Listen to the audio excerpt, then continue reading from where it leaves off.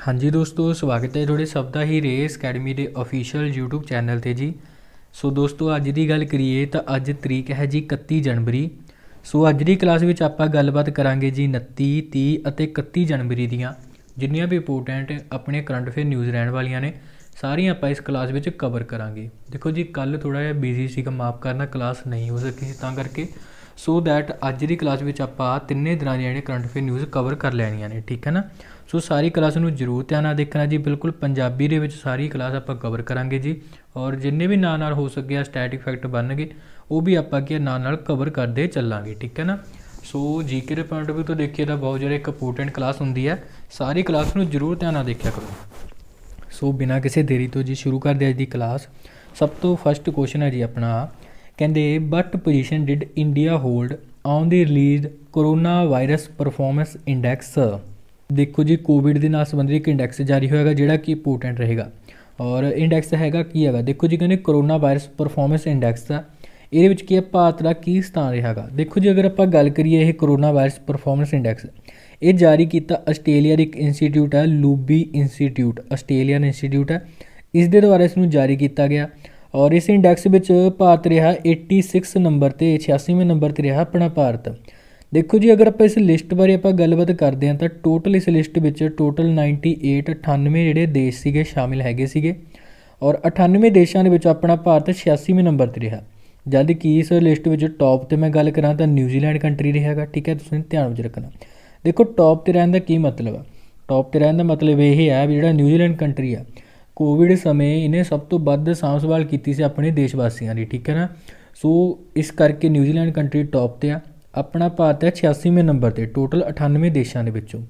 ਦੇਖੋ ਜੀ, ਅਗਰ ਆਪਾਂ ਗੱਲ ਕਰੀਏ 98 ਦੇਸ਼ ਸੀ, ਸਭ ਤੋਂ ਲਾਸਟ ਵਾਲਾ ਕੰਟਰੀ ਕਿਹੜਾ ਹੋ ਸਕਦਾ ਗਾ, ਤਾਂ ਸਭ ਤੋਂ ਲਾਸਟ ਦੇ ਕੰਟਰੀ ਦੀ ਅਗਰ ਆਪਾਂ ਗੱਲ ਕਰੀਏ ਤਾਂ ਬ੍ਰਾਜ਼ੀਲ ਕੰਟਰੀ ਸਭ ਤੋਂ ਲਾਸਟ 'ਤੇ ਹੈਗਾ। ਔਰ ਇੱਥੇ ਤੁਹਾਡੇ ਮਨ 'ਚ ਸਵਾਲ ਆਇਆ ਹੋਣਾ ਵੈਸੇ ਵੀ ਚਾਈਨਾ ਕੰਟਰੀ ਨੂੰ ਕਿਉਂ ਨਹੀਂ ਲਾਸਟ 'ਤੇ ਰੱਖਿਆ ਗਿਆ। ਦੇਖੋ ਜੀ, ਚਾਈਨਾ ਨੂੰ ਤਾਂ ਨਹੀਂ ਲਾਸਟ 'ਤੇ ਰੱਖਿਆ ਗਿਆ ਕਿਉਂਕਿ ਜਿਹੜਾ ਚਾਈਨਾ ਹੈ ਉਹ ਇਸ ਲਿਸਟ ਵਿੱਚ ਸ਼ਾਮਿਲ ਹੀ ਨਹੀਂ ਕੀਤਾ ਗਿਆ ਸੀ, ਕਿਉਂਕਿ ਚਾਈਨਾ ਕੰਟਰੀ ਕੋਲ ਜਿਹੜਾ ਕੋਵਿਡ ਦਾ ਆਪਣਾ ਡਾਟਾ ਸੀ ਉਹਨੇ ਬਿਲਕੁਲ ਵੀ ਸਰਵਜਨਿਕ ਨਹੀਂ ਕੀਤਾ। ਸੋ ਤਾਂ ਕਰਕੇ ਉਹਨਾਂ ਦਾ ਡਾਟਾ ਨਾ ਹੋਣ ਕਰਕੇ ਚਾਈਨਾ ਨੂੰ ਇਸ ਲਿਸਟ ਵਿੱਚ ਲਿਆ ਹੀ ਨਹੀਂ ਗਿਆ ਸੀਗਾ। ਤਾਂ ਕਰਕੇ ਅਗਰ ਆਪਾਂ ਗੱਲ ਕਰੀਏ ਤਾਂ ਚਾਈਨਾ ਇਸ ਲਿਸਟ ਦਾ ਹੈ ਨਹੀਂ ਗਾ। ਲਾਸਟ ਨੰਬਰ 'ਤੇ ਹੈਗਾ ਜੀ ਬ੍ਰਾਜ਼ੀਲ ਔਰ ਆਪਣਾ ਭਾਰਤ ਹੈ 86ਵੇਂ ਨੰਬਰ 'ਤੇ, ਟੌਪ 'ਤੇ ਹੈਗਾ ਨਿਊਜ਼ੀਲੈਂਡ। ਤਾਂ ਇਹ 2-3 ਫੈਕਟ ਤੁਸੀਂ ਯਾਦ ਰੱਖ ਲੈਣੇ ਨੇ। ਔਰ ਇਸ ਇੰਡੈਕਸ ਨੂੰ ਜਾਰੀ ਕੀਤਾ ਗਿਆ ਲੂਬੀ ਇੰਸਟੀਟਿਊਟ, ਠੀਕ ਹੈ, ਤਾਂ ਇਹਦੇ ਬਾਰੇ ਵੀ ਤੁਹਾਨੂੰ ਧਿਆਨ ਵਿੱਚ ਰੱਖਣਾ। ਬਾਕੀ ਅਗਰ ਦੇਖੋ ਜੀ ਅਦਰ ਆਪਸ਼ਨ ਬਾਰੇ ਵੀ ਗੱਲਬਾਤ ਅਗਰ ਆਪਾਂ ਕਰਦੇ ਹਾਂ, ਸਭ ਤੋਂ ਪਹਿਲਾਂ ਗੱਲ ਕਰੀਏ ਆਪਸ਼ਨ ਨੰਬਰ ਏ ਬਾਰੇ, 129 ਨੰਬਰ ਆ। ਦੇਖੋ ਜੀ, ਅਗਰ ਆਪਾਂ ਗੱਲ ਕਰੀਏ ਕਿ ਇੰਡੈਕਸ ਤੋਂ ਜਾਰੀ ਹੋਇਆ ਸੀ ਗਲੋਬਲ ਇੰਟਰਨੈਟ ਸਪੀਡ ਇੰਡੈਕਸ, ਇਸ ਦੇ ਵਿੱਚ ਆਪਣਾ ਭਾਰਤ 129ਵੇਂ ਨੰਬਰ 'ਤੇ ਰਿਹਾ ਸੀ। ਅਗਰ ਆਪਾਂ ਗੱਲ ਕਰੀਏ ਇਸ ਇੰਡੈਕਸ ਵਿੱਚ ਟੌਪ 'ਤੇ ਕਿਹੜਾ ਕੰਟਰੀ ਆ ਸੀ, ਤਾਂ ਯਾਦ ਰੱਖਣਾ ਕਤਰ ਕੰਟਰੀ ਟੌਪ 'ਤੇ ਸੀਗਾ। ਬਾਕੀ ਆਪਸ਼ਨ ਨੰਬਰ ਸੀ 4 ਨੰਬਰ। ਦੇਖੋ ਜੀ, ਅਗਰ ਆਪਾਂ ਗੱਲ ਕਰੀਏ ਇੱਕ ਇੰਡੈਕਸ ਜਾਰੀ ਹੋਇਆ ਸੀਗਾ ਗਲੋਬਲ ਫਾਇਰ ਪਾਵਰ ਇੰਡੈਕਸ, ਇਸ ਦੇ ਵਿੱਚ ਜਿਹੜਾ ਭਾਰਤ 4ਥੇ ਨੰਬਰ 'ਤੇ ਰਿਹਾ ਸੀ, ਟੌਪ 'ਤੇ ਰਿਹਾ ਸੀ USA ਕੰਟਰੀ। ਬਾਕੀ ਇੱਕ ਇੰਡੈਕਸ ਹੋਰ ਸੀਗਾ ਏਸ਼ੀਆ ਪਾਵਰ ਇੰਡੈਕਸ, ਇਸ ਵਿੱਚ ਵੀ ਭਾਰਤ 4ਥੇ ਨੰਬਰ 'ਤੇ ਰਿਹਾ ਸੀ ਔਰ ਟੌਪ 'ਤੇ ਇਸ ਵਿੱਚ ਵੀ USA ਕੰਟਰੀ ਹੀ ਹੈਗਾ ਸੀ। ਔਰ ਆਪਸ਼ਨ ਨੰਬਰ ਡੀ 111। ਦੇਖੋ ਜੀ, ਇੱਕ ਇੰਡੈਕਸ ਸੀ ਹਿਊਮਨ ਫਰੀਡਮ ਇੰਡੈਕਸ, ਸਭ ਤੋਂ ਇੰਪੋਰਟੈਂਟ ਇੰਡੈਕਸ ਹੈ ਜੀ ਹਿਊਮਨ ਫਰੀਡਮ ਇੰਡੈਕਸ, ਇਸ ਵਿੱਚ ਆਪਣਾ ਭਾਰਤ 111ਵੇਂ ਨੰਬਰ 'ਤੇ ਰਿਹਾ ਸੀ। ਔਰ ਟੌਪ 'ਤੇ ਗੱਲ ਕਰੀਏ ਤਾਂ ਨਿਊਜ਼ੀਲੈਂਡ ਕੰਟਰੀ ਟੌਪ 'ਤੇ ਹੈਗਾ ਸੀ, ਠੀਕ ਹੈ ਨਾ। ਅਤੇ ਨਾਲ ਤੁਸੀਂ ਇਹ ਵੀ ਯਾਦ ਰੱਖ ਲੈਣਾ। ਬਾਕੀ ਦੇਖੋ, ਆਪਾਂ ਡੇਲੀ ਦੀ ਕਲਾਸ ਵਿੱਚ ਇੰਨੇ ਇੰਡੈਕਸ ਆਪਣੇ ਹੁੰਦੇ ਨੇਗੇ ਔਰ ਕਿਉਂ ਨਾ ਆਪਾਂ ਇਹਨਾਂ ਇੱਕ ਸਪੈਸ਼ਲ ਕਲਾਸ ਤੁਹਾਡੇ ਲਈ ਬਣਾ ਦਈਏ, ਇੱਕ ਸਪੈਸ਼ਲ ਵੀਡੀਓ ਬਣਾ ਦਈਏ, ਠੀਕ ਹੈ ਨਾ, ਜਿੰਨੇ ਵੀ ਇੰਡੈਕਸ ਹੁਣ ਤੱਕ ਜਾਰੀ ਹੋਏ ਨੇਗੇ। ਅਗਰ ਤੁਸੀਂ ਕਹੋਗੇ ਕਮੈਂਟ ਬਾਕਸ ਵਿੱਚ ਜੈਸ ਲਿਖ ਦੋਗੇ, ਠੀਕ ਹੈ ਨਾ, ਵੀ ਹਾਂਜੀ ਇਹਦੀ ਵੀਡੀਓ ਬਣਾ ਦਿਓ, ਤਾਂ ਆਪਾਂ ਡੈਫੀਨੇਟਲੀ ਇੱਕ ਇਹਦੀ ਸਪੈਸ਼ਲ ਵੀਡੀਓ ਬਣਾ ਦਾਂਗੇ। ਕੇਵਲ ਜਿਹਦੇ ਵਿੱਚ ਇੰਡੈਕਸ ਹੋਣਗੇ, ਠੀਕ ਹੈ, ਉਹਦੇ 'ਚ ਆਪਾਂ ਲਿਖ ਦਾਂਗੇ ਜਿਹੜੇ ਆਪਣੇ ਟੌਪ 'ਤੇ ਰਹੇ ਨੇ ਇੰਡੈਕਸ ਵਿੱਚ ਔਰ ਆਪਣੇ ਇੰਡੀਆ ਦਾ ਕਿਹੜਾ ਰੈਂਕ ਰਿਹਾ, ਠੀਕ ਹੈ ਨਾ, ਕਿਉਂਕਿ ਇੰਡੈਕਸ ਵਾਲੇ ਕੁਐਸਚਨ ਇੰਪੋਰਟੈਂਟ ਹੁੰਦੇ ਨੇ ਔਰ ਇਹਨਾਂ ਵਿੱਚੋਂ ਕੁਐਸਚਨ ਬਣਨਗੇ ਹੀ ਬਣਨਗੇ, ਠੀਕ ਹੈ ਨਾ। ਤਾਂ ਅਗਰ ਤੁਸੀਂ ਵੀਡੀਓ ਚਾਹੁੰਦੇ ਹੋਗੇ ਤਾਂ ਕਮੈਂਟ ਬਾਕਸ ਵਿੱਚ ਜੈਸ ਲਿਖ ਦੇਣਾ, ਠੀਕ ਹੈ ਨਾ। ਸੋ ਬਾਕੀ ਗੱਲ ਕਰਦੇ ਹਾਂ ਜੀ ਨੈਕਸਟ ਕੁਐਸਚਨ ਬਾਰੇ। ਗਣਤੰਤਰ ਦਿਵਸ ਪਰੇਡ ਵਿੱਚ ਕਿਸ ਰਾਜ ਦੀ ਝਾਂਕੀ ਨੇ ਸਭ ਤੋਂ ਉੱਤਮ ਝਾਂਕੀ ਦਾ ਪੁਰਸਕਾਰ ਜਿੱਤਿਆ ਗਾ। ਦੇਖੋ ਜੀ, ਇਹ ਕੁਐਸਚਨ ਇੰਪੋਰਟੈਂਟ ਰਹੇਗਾ। ਔਰ ਅਗਰ ਆਪਾਂ ਗੱਲ ਕਰੀਏ ਇਸ ਸਾਲ ਜਿਹੜਾ ਗਣਤੰਤਰ ਦਿਵਸ ਸਭ ਤੋਂ ਵਧੀਆ ਝਾਂਕੀ ਦਾ ਅਵਾਰਡ ਹੈਗਾ ਉਹ ਜਿੱਤਿਆ ਸੀ ਜੀ ਆਪਸ਼ਨ ਨੰਬਰ ਏ, ਜਾਣੀ ਕਿ ਉੱਤਰ ਪ੍ਰਦੇਸ਼ ਦੀ ਝਾਂਕੀ ਦੇ ਦੁਆਰਾ। ਉੱਤਰ ਪ੍ਰਦੇਸ਼ ਦੀ ਜਿਹੜੀ ਝਾਂਕੀ ਸੀਗੀ ਰਾਮ ਮੰਦਰ 'ਤੇ ਇੱਕ ਝਾਂਕੀ ਇਹਨਾਂ ਦੀ ਹੈਗੀ ਸੀਗੀ ਔਰ ਇਸਨੇ ਹੀ ਜਿੱਤਿਆ ਹੁਣ ਇਸ ਸਾਲ ਦਾ ਸਭ ਤੋਂ ਵਧੀਆ ਜਿਹੜੀ ਝਾਂਕੀ ਦਾ ਅਵਾਰਡ, ਠੀਕ ਹੈ ਨਾ। ਔਰ ਬਾਕੀ ਤੁਸੀਂ ਜ਼ਿਆਦਾ ਜਿਹੜੀ ਉੱਤਰ ਪ੍ਰਦੇਸ਼ ਰਾਮ ਮੰਦਰ ਦੀ ਜਿਹੜੀ ਝਾਂਕੀ ਸੀਗੀ ਇਹਦਾ ਥੀਮ ਕੀ ਸੀਗਾ, ਥੀਮ ਯਾਦ ਰੱਖਣਾ ਅਯੋਧਿਆ, यूपी दी संस्कृतिक विरासत, ठीक है ना, ये इसका थीम हैगा सीगा, इस उन्हें याद रखना। देखो यूपी का टॉप ते हैगा। दूजे नंबर ते अगर आप गल करिए तो त्रिपुरा की झांकी का मिलेगा अवार्ड, और त्रिपुरा की जी झांकी सी ਉਹਦਾ थीम भी याद रख सकते हो। वैसे ਉਹਦਾ थीम सी वातावरण हितैषी आत्मनिर्भर, ठीक है ना। बाकी थर्ड नंबर ते सी जी उत्तराखंड। उत्तराखंड का ਜਿਹੜਾ थीम ਸੀਗਾ केदारनाथ ते हैगा सीगा, ठीक है ना। ਤਾਂ ਤੁਸੀਂ ਇਹ ਵੀ ਯਾਦ ਰੱਖ ਸਕਦੇ ਹੋ ਥਰਡ ਨੰਬਰ ਤੇ ਉੱਤਰਾਖੰਡ ਦੀ ਝਾਕੀ ਸੀਗੀ। ਵੈਸੇ ਇੱਕ ਦੋ ਪੁਆਇੰਟ ਤੁਸੀਂ ਇਹ ਕੁਐਸਚਨ ਨਾਲ ਰਿਲੇਟਡ ਹੋਰ ਵੀ ਯਾਦ ਰੱਖਣੇ ਹੈਗੇ। ਦੇਖੋ ਅਗਰ ਆਪਾਂ ਗੱਲ ਕਰੀਏ ਇਸ ਸਾਲ ਗਣਤੰਤਰ ਦਿਵਸ ਮੌਕੇ ਕਿਹੜਾ ਰਾਜ ਜਾਂ ਕਹਿ ਸਕਦੇ ਹੋ ਕਿਹੜੇ ਆਪਣਾ ਕੇਂਦਰ ਸ਼ਾਸਤ ਪ੍ਰਦੇਸ਼ ਦੀ ਪਹਿਲੀ ਝਾਂਕੀ ਹੈਗੀ ਸੀਗੀ, ਯਾਦ ਰੱਖਣਾ ਜਿਹੜਾ ਲੱਦਾਖ ਯੂਟੀ ਆਪਣੀ ਇਸ ਸਾਲ ਉਹਦੀ ਕੀ ਹੈ ਪਹਿਲੀ ਝਾਂਕੀ ਹੈਗੀ ਸੀ, ਠੀਕ ਹੈ ਨਾ। ਬਾਕੀ ਇਸ ਦੇ ਨਾਲ ਹੀ ਰਿਲੇਟਡ ਤੁਸੀਂ ਕੁਐਸਚਨ ਹੋਰ ਵੀ ਯਾਦ ਰੱਖਣਾ। ਇਸ ਸਾਲ ਜਿਹੜਾ ਗਣਤੰਤਰ ਦਿਵਸ ਸੀ ਆਪਣੇ, ਠੀਕ ਹੈ ਨਾ, किस देश की जी आर्मड फोर्स सी उसने अपने गणतंत्र दिवस मौके के प्रदर्शन किया अपने गणतंत्र दिवस के उत्ते। तो याद रखना बांग्लादेश की जी आर्मड फोर्स है उसके द्वारा इस साल के अपने जो गणतंत्र दिवस है उसके उत्ते की अपनी परेड की गई सी, ठीक है ना। तो तुसी ये भी नाल याद रख सकते होगे, ये अपने लिए इंपोर्टेंट रहेगा। बाकी उत्तर प्रदेश बारे भी गलबात कर लें। देखो उत्तर प्रदेश बारे गल करिए कैपिटल हैगी लखनऊ, नवाबा ने शहर इसनूं कहा जाता, और ये गोमती नदी के किनारे स्थित है, ठीक है ना। बाकी उत्तर प्रदेश के जोड़े सीएम ने योगी आदित्यनाथ साहब ने। गवर्नर की गल करिए आनंदीबेन पटेल है, वैसे मध्य प्रदेश की भी रीजनल तौर पर गवर्नर बनी हुई है। बाकी आनंदीबेन पटेल नाल तुहानूं हमेशा दो फैक्ट दस दूँ जी। इन्होंने एक बुक लॉन्च की सी बाय बाय कोरोना ना दी, और इन्होंने ही महिलावां वास्ते सेव सिटी प्रोजैक्ट भी शुरू किया, ठीक है ना, याद रखना। बाकी देखो उत्तर प्रदेश बारे आपने हाल ही दे विच पढ़िया सी एक इन्होंने योजना सी अभ्युदय योजना। अभ्युदय योजना फ्री कोचिंग सेंटर ये अंडर क्या वो किए जाएंगे जोड़े आर्थिक पक्षों जोड़े बच्चे कमज़ोर ने उन्होंने फ्री कोचिंग दी जाएगी, ठीक है ना। तो इस उन्हें योजना बारे याद रखना। बाकी इन्होंने एक योजना होर सी जी मुख्यमंत्री माटी कला रोजगार योजना उत्तर प्रदेश की सी, और इस दे नाल ही एक योजना होर याद रखनी विश्वकर्मा श्रम योजना, ठीक है ना। तो ये योजना भी उत्तर प्रदेश की सीगी। बाकी इस तो इलावा जी एक BC सखी नां दी योजना भी शुरू किया सीगा उत्तर प्रदेश ने, ताकि उत्तर प्रदेश जोड़े पिंड ने उन्होंने क्या बैंकिंग सहूलतां नाल जोड़ा जा सके। और इस तो इलावा एक योजना याद रखनी जी अपनी जमीनों संबंधी वाद विवाद रोकने वास्ते विरासत नां दा एक अभियान भी शुरू किया सी उत्तर प्रदेश सरकार ने।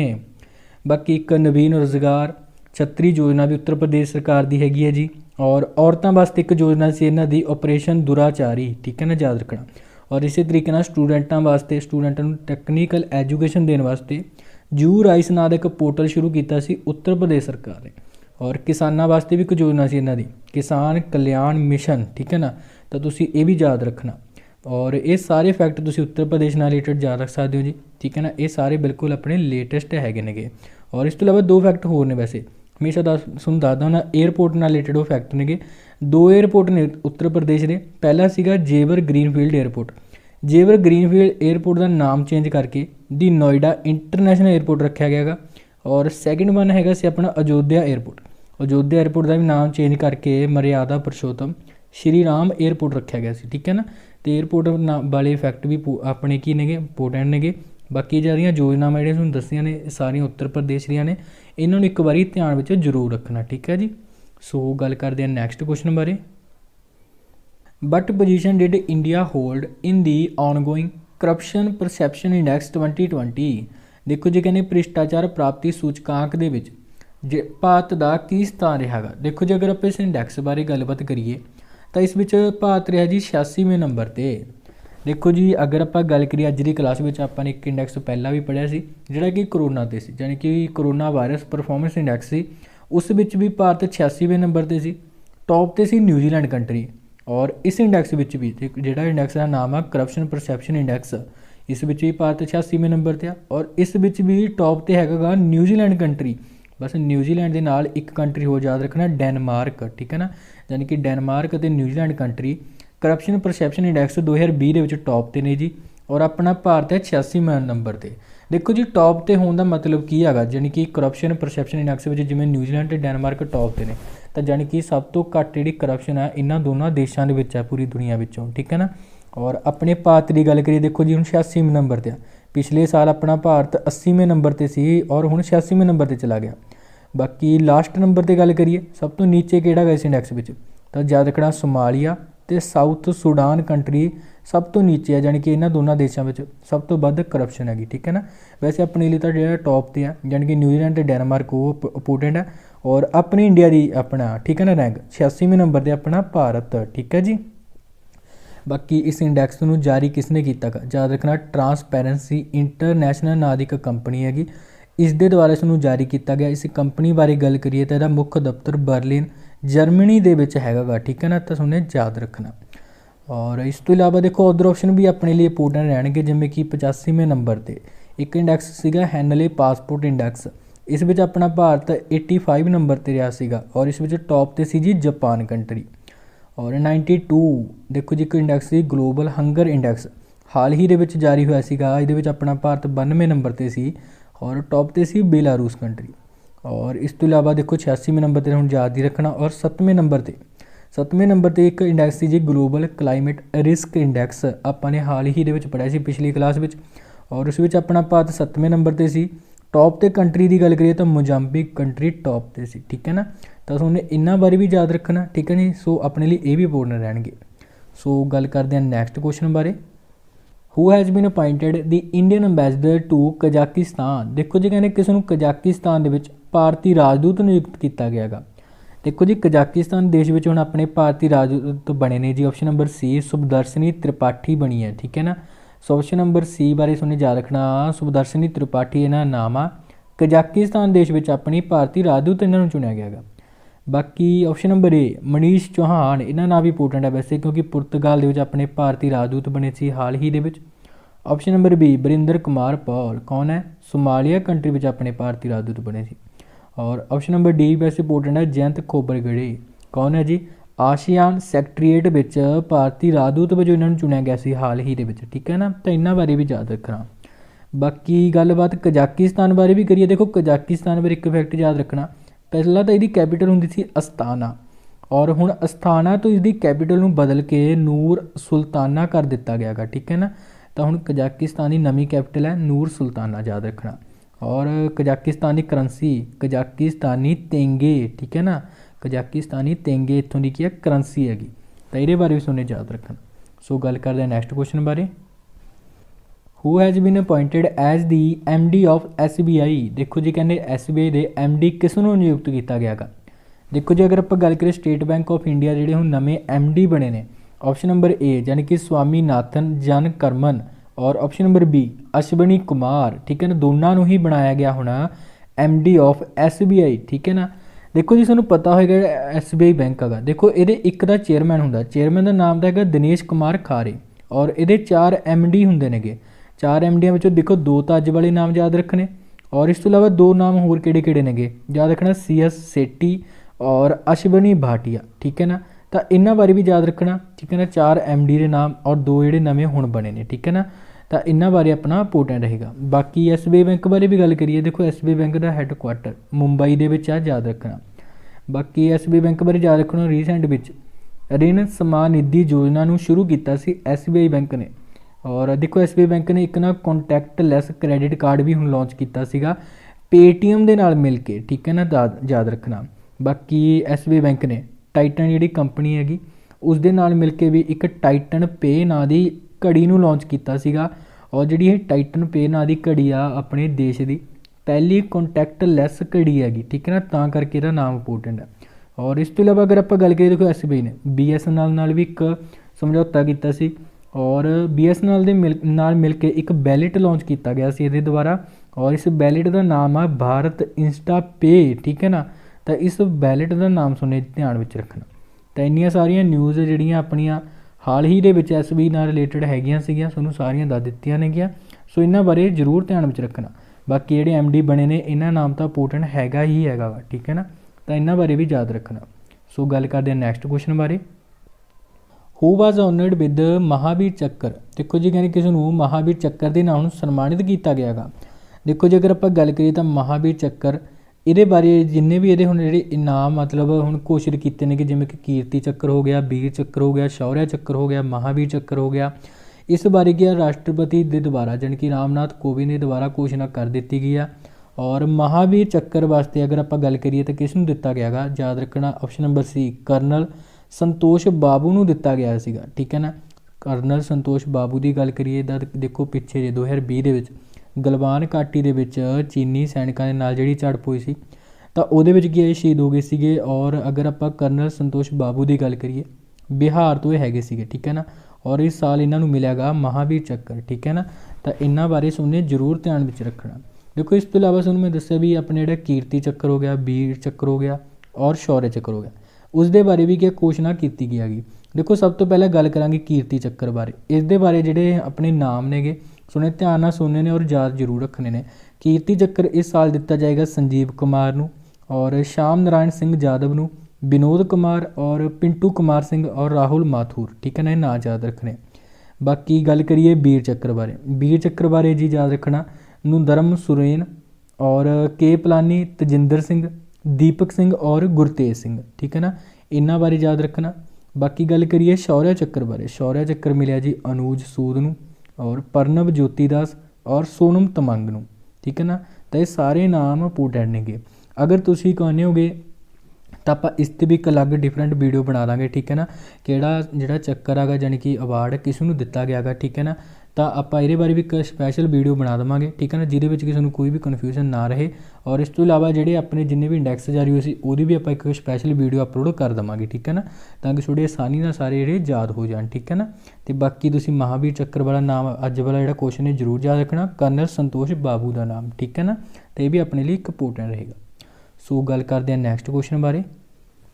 ਵਿਚ state government has ਲੌਂਚਡ the new M-send policy 2020। ਦੇਖੋ ਜੀ ਕਹਿੰਦੇ ਕਿਸ ਰਾਜ ਸਰਕਾਰ ਨੇ ਨਵੀਂ ਐਮ-ਸੈਂਡ ਨੀਤੀ 2020 ਨੂੰ ਲਾਂਚ ਕੀਤਾ ਗਾ।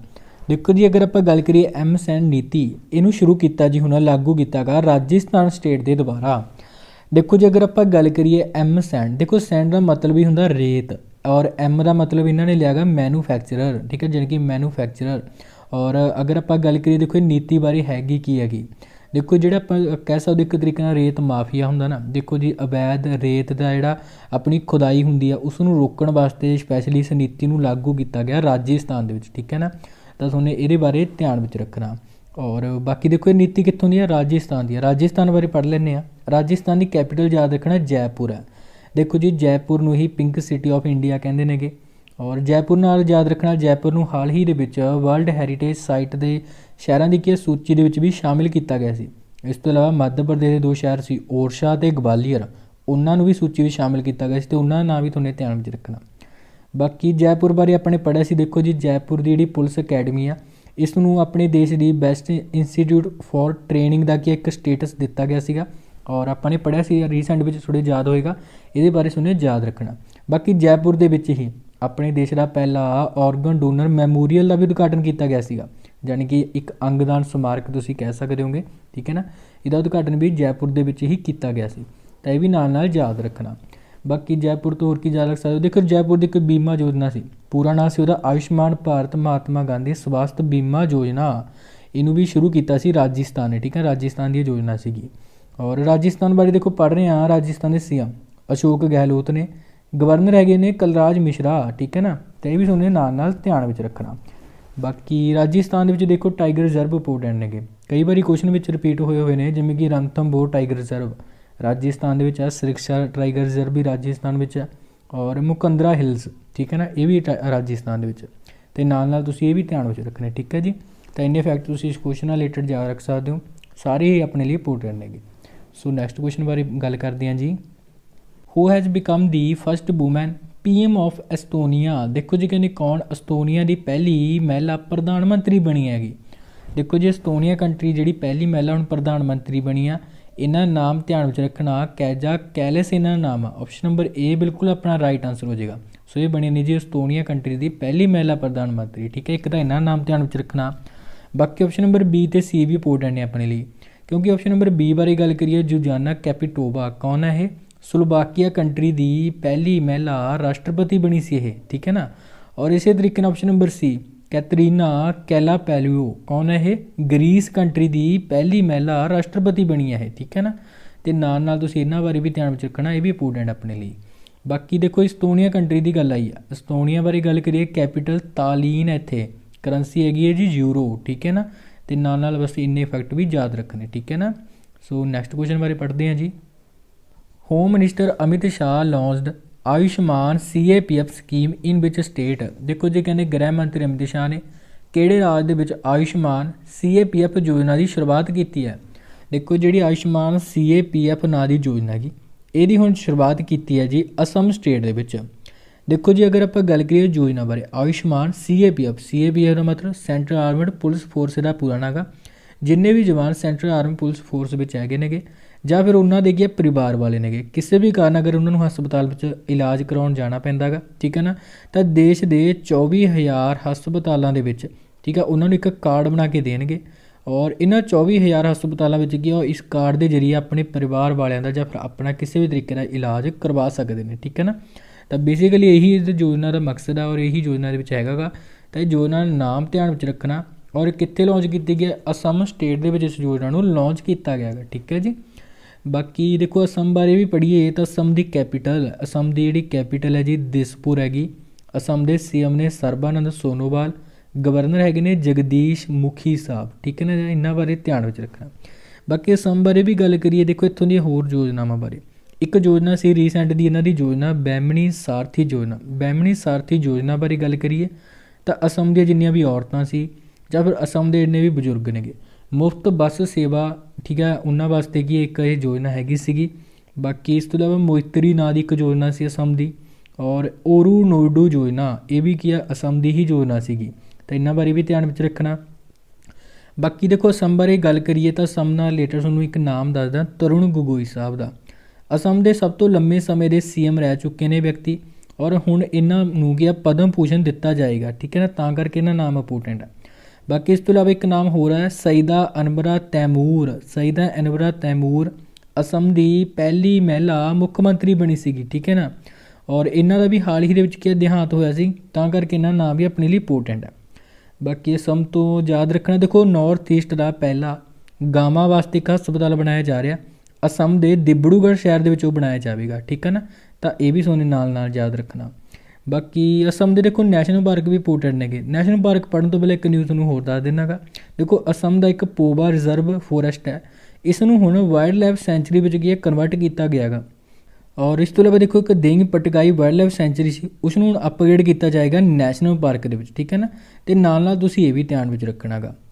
ਬਾਕੀ ਨੈਸ਼ਨਲ ਪਾਰਕ ਬਾਰੇ ਅਗਰ ਆਪਾਂ ਗੱਲ ਕਰੀਏ ਤਾਂ ਕਾਜ਼ੀਰੰਗਾ ਨਾਂ ਦਾ ਇੱਕ ਨੈਸ਼ਨਲ ਪਾਰਕ ਬੜਾ ਫੇਮਸ ਅਸਮ ਦਾ ਨੈਸ਼ਨਲ ਪਾਰਕ ਹੈ ਔਰ ਇੱਕ ਸਿੰਘ ਵਾਲੇ ਗੈਂਡੇ ਕਰਕੇ ਫੇਮਸ ਹੈ ਜੀ ਕਾਜ਼ੀਰੰਗਾ ਨੈਸ਼ਨਲ ਪਾਰਕ ਅਸਮ ਦਾ ਹੀ ਨੈਸ਼ਨਲ ਪਾਰਕ ਹੈਗਾ ਸੋ ਉਹਨੇ ਧਿਆਨ ਵਿੱਚ ਰੱਖਣਾ। ਬਾਕੀ ਨਾਮੇਰੀ ਨਾਂ ਦਾ ਨੈਸ਼ਨਲ ਪਾਰਕ ਹੈ ਇੱਥੇ ਮਾਨਸ ਨੈਸ਼ਨਲ ਪਾਰਕ ਵੀ ਆ ਔਰੰਗ ਨੈਸ਼ਨਲ ਪਾਰਕ ਹੈ ਔਰ ਦਿਬੜੂ ਸ਼ਿਖਵਾ ਨੈਸ਼ਨਲ ਪਾਰਕ ਇਹ ਵੀ ਸਾਰੇ ਨੈਸ਼ਨਲ ਪਾਰਕ ਇੱਥੋਂ ਦੇ ਨੇ ਅਸਮ ਦੇ ਹੀ ਨੈਸ਼ਨਲ ਪਾਰਕ ਨੇ ਔਰ ਇਹਨਾਂ ਬਾਰੇ ਵੀ ਧਿਆਨ ਵਿੱਚ ਰੱਖਣਾ ਇਹ ਵੀ ਇੰਪੋਰਟੈਂਟ ਹੈਗੇ ਨੇਗੇ ਠੀਕ ਹੈ ਨਾ ਜੀ। ਸੋ ਨੈਕਸਟ ਕੁਐਸਚਨ ਬਾਰੇ ਗੱਲ ਕਰਦੇ ਹਾਂ।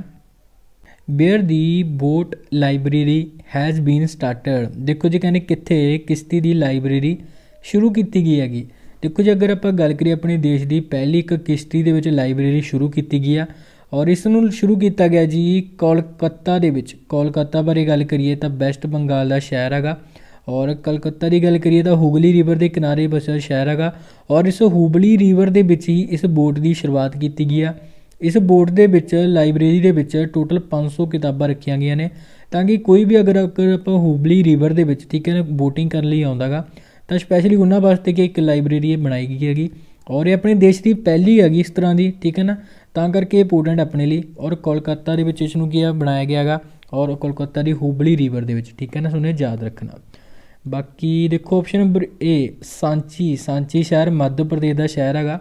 ਆਪਣੇ ਦੇਸ਼ ਦਾ ਪਹਿਲਾ ਬੁੱਧਿਸਟ ਥੀਮ ਪਾਰਕ ਇੱਥੇ ਬਣਾਇਆ ਜਾ ਰਿਹਾ ਹੈਗਾ। ਔਰ ਪਿਥੌਰਾਗੜ੍ਹ ਆਪਸ਼ਨ ਨੰਬਰ C ਦੇਖੋ ਜੀ ਉੱਤਰਾਖੰਡ ਦਾ ਸ਼ਹਿਰ ਹੈ ਜੀ। ਆਪਣੇ ਦੇਸ਼ ਦਾ ਪਹਿਲਾ ਲਾਈਕਨ ਪਾਰਕ ਇੱਥੇ ਖੋਲ੍ਹਿਆ ਜਾ ਰਿਹਾ ਹੈਗਾ ਠੀਕ ਹੈ ਨਾ। ਔਰ ਆਪਸ਼ਨ ਨੰਬਰ D ਹੈਦਰਾਬਾਦ ਬਾਰੇ ਵੀ ਯਾਦ ਰੱਖ ਸਕਦੇ ਹੋ। ਆਪਣੇ ਦੁਨੀਆ ਦਾ ਸਭ ਤੋਂ ਵੱਡਾ ਮੈਡੀਟੇਸ਼ਨ ਸੈਂਟਰ ਇੱਥੇ ਬਣਾਇਆ ਜਾ ਰਿਹਾ ਹੈਗਾ ਠੀਕ ਹੈ ਨਾ। ਅਤੇ ਨਾਲ ਤੁਸੀਂ ਇਹਨਾਂ ਬਾਰੇ ਵੀ ਧਿਆਨ ਵਿੱਚ ਰੱਖ ਲਿਓ, ਇਹ ਵੀ ਆਪਣੇ ਲਈ ਇੰਪੋਰਟੈਂਟ ਹੈ। ਸੋ ਨੈਕਸਟ ਕੁਐਸਚਨ ਬਾਰੇ ਗੱਲ ਕਰਦੇ ਹਾਂ। ਵਿਚ countries has been passed an order to allow transgender person to serve in military roles. ਦੇਖੋ ਜੀ ਇੱਕ ਇੰਪੋਰਟੈਂਟ ਪ੍ਰਸ਼ਨ ਹੈਗਾ ਇਹ ਧਿਆਨ ਵਿੱਚ ਰੱਖਣਾ। ਕਹਿੰਦੇ ਕਿਹੜੇ ਦੇਸ਼ ਨੇ ਟਰਾਂਸਜੈਂਡਰ ਵਿਅਕਤੀਆਂ ਨੂੰ ਫੌਜ ਭੂਮਿਕਾ ਵਿੱਚ ਸੇਵਾ ਕਰਨ ਦੀ ਆਗਿਆ ਦੇਣ ਦਾ ਆਦੇਸ਼ ਪਾਰਿਤ ਕਰ ਦਿੱਤਾ ਗਾ, ਯਾਨੀ ਕਿ ਪਾਸ ਕਰ ਦਿੱਤਾ ਗਾ। ਦੇਖੋ ਜੀ ਇਹ ਹੁਣ ਆਦੇਸ਼ ਪਾਸ ਕੀਤਾ ਗਾ ਅਮਰੀਕਾ ਦੇ ਦੁਆਰਾ देखो जी USA ਦੇ ਜਿਹੜੇ ਪ੍ਰੈਜ਼ੀਡੈਂਟ ਜਿਹੜੇ ਹੁਣ ਬਣੇ ਨੇ ਜੋ ਬਾਈਡਨ 46ਵੇਂ ਨੰਬਰ ਦੇ ਪ੍ਰੈਜ਼ੀਡੈਂਟ ਬਣੇ ਨੇਗੇ ਔਰ ਇਹਨਾਂ ਨੇ ਹੁਣ ਇੱਕ ਇਹ ਆਦੇਸ਼ ਪਾਸ ਕਰ ਦਿੱਤਾ ਗਾ ਵੀ ਜਿਹੜੇ ਟਰਾਂਸਜੈਂਡਰ ਨੇਗੇ ਉਹ ਵੀ ਹੁਣ ਕੀ ਆ ਫੌਜ ਵਿੱਚ ਭਰਤੀ ਹੋ ਸਕਦੇ ਨੇ ਅਮਰੀਕਾ ਦੇ ਵਿੱਚ, ਠੀਕ ਹੈ ਨਾ। ਦੇਖੋ ਵੈਸੇ ਤਾਂ ਅਗਰ ਆਪਾਂ ਇਸ ਕਾਨੂੰਨ ਬਾਰੇ ਗੱਲ ਕਰੀਏ ਤਾਂ ਜਿਹੜੇ ਅਮਰੀਕਾ ਦੇ ਪਹਿਲਾਂ ਜਿਹੜੇ ਰਾਸ਼ਟਰਪਤੀ ਸੀ ਜਾਣੀ ਕਿ ਜਿਹੜੇ 44ਵੇਂ ਨੰਬਰ ਦੇ ਸੀਗੇ, 44 ਦੇ ਨੰਬਰ ਦੇ ਕੌਣ ਸੀ, ਬਰਾਕ ਓਬਾਮਾ ਹੈਗੇ ਸੀਗੇ, ਠੀਕ ਹੈ ਨਾ। ਬਰਾਕ ਓਬਾਮਾ ਨੇ ਵੀ ਇਸ ਤਰੀਕੇ ਦਾ ਇੱਕ ਆਦੇਸ਼ ਪਾਸ ਕੀਤਾ ਸੀਗਾ, ਪਰ ਜਿਹੜੇ ਡੋਨਾਲਡ ਟਰੰਪ ਬਣੇ ਸੀਗੇ, ਡੋਨਾਲਡ ਟਰੰਪ ਨੇ ਇਸ ਆਦੇਸ਼ 'ਤੇ ਕੀ ਰੋਕ ਲਗਾਤੀ ਸੀ। ਪਰ ਹੁਣ ਦੁਬਾਰੇ ਜਦੋਂ ਜੋ ਬਾਈਡਨ ਬਣੇ ਨੇਗੇ, ਬਰਾਕ ਓਬਾਮਾ ਦੀ ਪਾਰਟੀ ਦੀ ਹੈਗੇ ਨੇ ਬੰਦੇ, ਔਰ ਇਹਨਾਂ ਨੇ ਦੁਬਾਰੇ ਫਿਰ ਕੀ ਇਸ ਕਾਨੂੰਨ ਨੂੰ ਪਾਸ ਕਰ ਦਿੱਤਾ ਗਾ। ਔਰ ਇੱਕ ਇੰਪੋਰਟੈਂਟ ਕਾਨੂੰਨ ਇਹ ਹੈਗਾ ਗਾ, ਠੀਕ ਹੈ ਨਾ, ਤੁਹਾਨੂੰ ਧਿਆਨ ਵਿੱਚ ਰੱਖਣਾ, ਜਿਹਦੇ ਤਹਿਤ ਜਿਹੜੇ ਟਰਾਂਸਜੈਂਡਰ ਨੇਗੇ ਅਮਰੀਕਾ ਦੀ ਜਿਹੜੀ ਮਿਲਟਰੀ ਆ ਉਹਦੇ ਵਿੱਚ ਕੀ ਹੁਣ ਸ਼ਾਮਿਲ ਹੋ ਸਕਦੇ ਨੇਗੇ, ਠੀਕ ਹੈ ਜੀ। ਤਾਂ ਇਹਦੇ ਬਾਰੇ ਤੁਹਾਨੂੰ ਧਿਆਨ ਵਿੱਚ ਰੱਖਣਾ। ਬਾਕੀ ਅਮਰੀਕਾ ਬਾਰੇ ਗੱਲ ਕਰੀਏ, ਦੇਖੋ ਪ੍ਰੈਜ਼ੀਡੈਂਟ ਜੋ ਬਾਈਡਨ ਤੁਹਾਨੂੰ ਹੁਣੀ ਦੱਸਿਆ 46ਵੇਂ ਨੰਬਰ ਦੇ ਪ੍ਰੈਜ਼ੀਡੈਂਟ ਨੇ, ਸਭ ਤੋਂ ਵੱਡੀ ਉਮਰ ਦੇ ਜਿਹੜੇ ਪ੍ਰੈਜ਼ੀਡੈਂਟ ਬਣੇ ਨੇ ਹੁਣ ਤੱਕ ਦੇ, ਠੀਕ ਹੈ ਨਾ। ਬਾਕੀ ਵਾਈਸ ਪ੍ਰੈਜ਼ੀਡੈਂਟ ਕੌਣ ਹੈ ਜੀ, ਵੈਸੇ ਵਾਈਸ ਪ੍ਰੈਜ਼ੀਡੈਂਟ ਨਾਮ ਇੰਪੋਰਟੈਂਟ ਰਹੇਗਾ ਕਿਉਂਕਿ ਆਪਣੀ ਭਾਰਤੀ ਮੂਲ ਦੀ ਇਹ ਹੈਗੀ ਔਰ ਪਹਿਲੀ ਵਾਰ ਕੋਈ ਮਹਿਲਾ ਬਣੀ ਆ ਜਿਹਨਾਂ ਨਾਮ ਹੈਗਾ ਕਮਲਾ ਹੈਰਿਸ, ਠੀਕ ਹੈ ਨਾ। ਤਾਂ ਕਮਲਾ ਹੈਰਿਸ ਦਾ ਨਾਮ ਯਾਦ ਰੱਖਣਾ। ਦੇਖੋ ਕਮਲਾ ਹੈਰਿਸ ਤੋਂ ਵੀ ਇੱਕ ਫੈਕਟ ਆਪਾਂ ਨੇ ਪੜ੍ਹਿਆ ਸੀਗਾ, ਇਹਨਾਂ ਦੇ ਪਤੀ ਦਾ ਨਾਮ ਹੈਗਾ ਡਗਲਸ ਐਮ ਹਾਫ ਦੀ ਗੱਲ ਕਰੀਏ ਤਾਂ ਅਮਰੀਕਾ ਦੇ ਪਹਿਲੇ ਸੈਕਿੰਡ ਜੈਂਟਲਮੈਨ ਬਣੇ ਸੀਗੇ, ਠੀਕ ਹੈ ਨਾ। ਤਾਂ ਇਹਨਾਂ ਬਾਰੇ ਤੁਹਾਨੂੰ ਯਾਦ ਰੱਖਣਾ। ਬਾਕੀ ਅਮਰੀਕਾ ਦੀ ਕੈਪੀਟਲ ਦੀ ਗੱਲ ਕਰੀਏ ਤਾਂ ਵਾਸ਼ਿੰਗਟਨ DC ਹੈ ਜੀ। ਪੋਟੋਮੈਕ ਰਿਵਰ ਦੇ ਕਿਨਾਰੇ ਬਸਿਆ ਇੱਕ ਸ਼ਹਿਰ ਇਹ ਹੈਗਾ ਵਾਸ਼ਿੰਗਟਨ DC, ਤੁਹਾਨੂੰ ਧਿਆਨ ਵਿੱਚ ਰੱਖਣਾ। ਬਾਕੀ ਅਮਰੀਕਾ ਬਾਰੇ ਦੇਖੋ ਆਪਾਂ ਨੇ ਪੜ੍ਹਿਆ ਸੀ ਜਿਹੜਾ ਅਮਰੀਕਾ ਗਾ ਪੈਰਿਸ ਜਲਵਾਯੂ ਸਮਝੌਤੇ ਦੇ ਵਿੱਚ ਦੁਬਾਰੇ ਹੁਣ ਸ਼ਾਮਿਲ ਹੋ ਚੁੱਕਿਆ ਗਾ। ਬਾਕੀ ਅਮਰੀਕਾ ਬਾਰੇ ਦੇਖੋ ਇੰਡੈਕਸ ਬਾਰੇ ਯਾਦ ਰੱਖ ਸਕਦੇ, ਇੱਕ index global fire power index ਆਇਆ ਸੀ ਹੁਣ, ਇਸ ਦੇ ਵਿੱਚ ਟੌਪ 'ਤੇ ਰਿਹਾ ਸੀ। ਔਰ ਇੱਕ ਏਸ਼ੀਆ ਪਾਵਰ ਇੰਡੈਕਸ ਆਇਆ ਸੀ, ਇਸ ਦੇ ਵਿੱਚ ਵੀ ਟੌਪ 'ਤੇ ਰਿਹਾ ਸੀ। ਔਰ ਇੱਕ ਸੀ ਇੰਟਰਨੈਸ਼ਨਲ ਇੰਟੈਲੈਕਚੁਅਲ ਪ੍ਰੋਪਰਟੀ ਇੰਡੈਕਸ, ਇਸ ਵਿੱਚ ਵੀ ਟੌਪ 'ਤੇ ਰਿਹਾ ਸੀ ਅਮਰੀਕਾ, ਠੀਕ ਹੈ ਨਾ।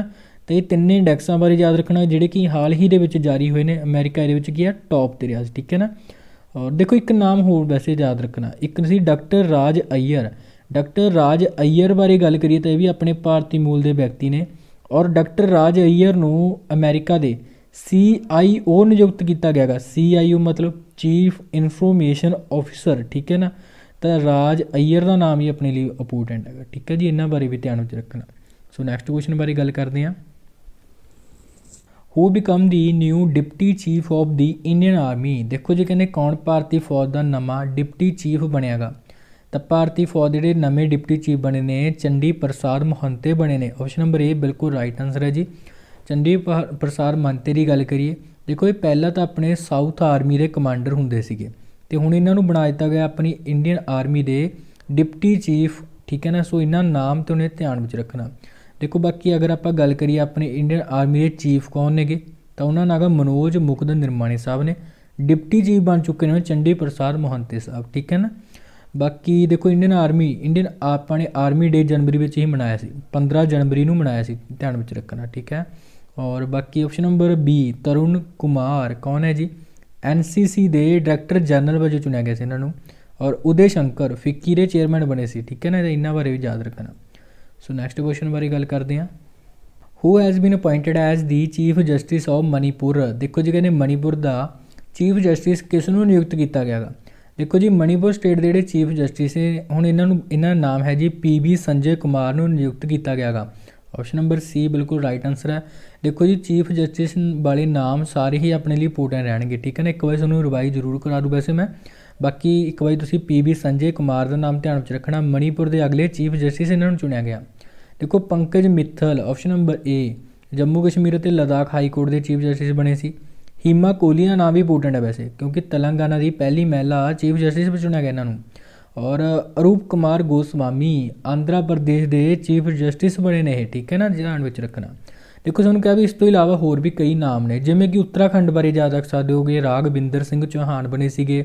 ਉੜੀਸਾ ਬਾਰੇ ਯਾਦ ਰੱਖ ਸਕਦੇ, ਉੜੀਸਾ ਦੇ ਦੇਖੋ ਬਣੇ ਸੀਗੇ S ਮੁਰਲੀਧਰ, ਠੀਕ ਹੈ ਨਾ। ਦੇਖੋ S ਮੁਰਲੀਧਰ ਉੜੀਸਾ ਦੇ ਹੁਣ ਬਣੇ ਨੇ। ਉੜੀਸਾ ਦੇ ਪਹਿਲਾਂ ਹੈਗੇ ਸੀ ਮੁਹੰਮਦ ਰਫੀਕ ਸਾਹਿਬ। ਮੁਹੰਮਦ ਰਫੀਕ ਨੂੰ ਚੁਣਿਆ ਗਿਆ ਹੁਣ ਮੱਧ ਪ੍ਰਦੇਸ਼ ਦੇ, ਠੀਕ ਹੈ ਨਾ, ਧਿਆਨ ਵਿੱਚ ਰੱਖਣਾ। ਬਾਕੀ ਤਮਿਲਨਾਡੂ ਦੇ ਬਣੇ ਸੀ ਜੀ ਇੱਕ ਸੰਜੀਵ ਬੈਨਰਜੀ, ਸਿੱਕਮ ਦੇ ਵੀ ਬਣੇ ਸੀਗੇ JK ਮਹੇਸ਼ਵਰੀ, ਠੀਕ ਹੈ ਨਾ। ਤਾਂ ਇਹ ਸਾਰੇ ਇੰਨੇ ਸਾਰੇ ਨਾਮ ਸੁਣੇ ਧਿਆਨ ਵਿੱਚ ਰੱਖਣੇ, ਸਾਰੇ ਇੰਪੋਰਟੈਂਟ ਨੇਗੇ, ਠੀਕ ਹੈ ਨਾ। ਇਹਨਾਂ ਬਾਰੇ ਧਿਆਨ ਵਿੱਚ ਰੱਖਣਾ। ਅੱਛਾ ਚੀਫ ਜਸਟਿਸ ਬਾਰੇ ਗੱਲ ਕਰ ਰਹੇ ਹਾਂ। ਚੀਫ ਜਸਟਿਸ ਦੀ ਨਿਯੁਕਤੀ ਕੌਣ ਕਰਦਾ ਗਾ। ਆਪਣੇ ਦੇਸ਼ ਦਾ ਪ੍ਰੈਜ਼ੀਡੈਂਟ, ਠੀਕ ਹੈ ਨਾ, ਜਾਣੀ ਕਿ ਰਾਸ਼ਟਰਪਤੀ ਸਾਹਿਬ ਕਰਦੇ ਨੇ ਚੀਫ ਜਸਟਿਸ ਦੀ ਨਿਯੁਕਤੀ।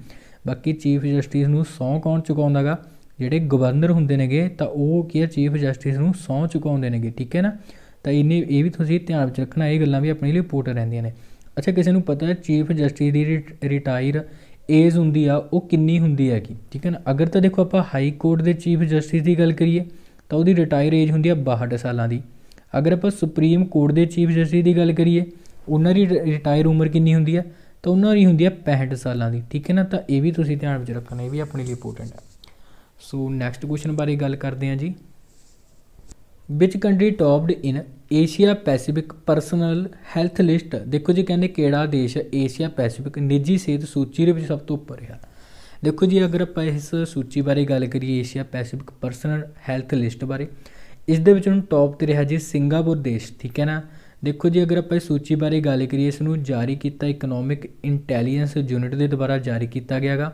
ਦੇਖੋ ਟੋਟਲ 11 ਦੇਸ਼ਾਂ ਦੀ ਇਹ ਸੂਚੀ ਸੀਗੀ, ਸਿੰਗਾਪੁਰ ਤਾਂ ਟੌਪ 'ਤੇ ਆ, ਪਰ ਆਪਾਂ ਨੂੰ ਪਤਾ ਨਹੀਂ ਜਿਹੜਾ ਆਪਣੇ ਭਾਰਤ ਬਾਰੇ, ਆਪਣਾ ਭਾਰਤ ਰਿਹਾ ਇਹਦੇ ਵਿੱਚ 10ਵੇਂ ਨੰਬਰ 'ਤੇ, ਠੀਕ ਹੈ ਨਾ। ਟੋਟਲ 11 ਦੇਸ਼ਾਂ ਦੀ ਇਹ ਸੂਚੀ ਸੀਗੀ, ਠੀਕ ਹੈ ਨਾ।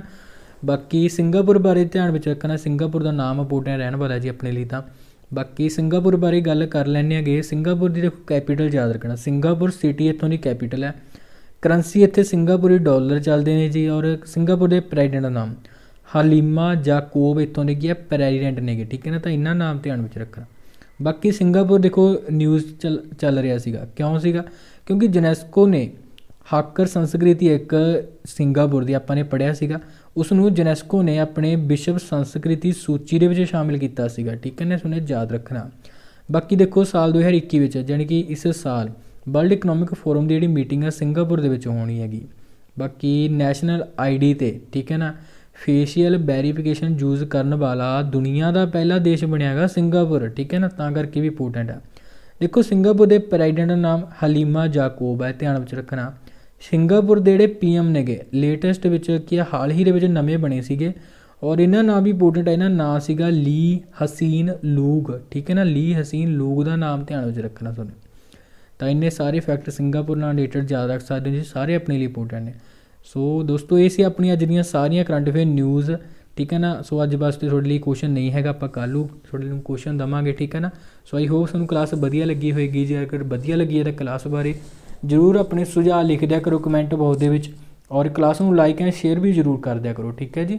ਸੋ ਓਕੇ ਜੀ, ਧੰਨਵਾਦ, ਟੇਕ ਕੇਅਰ।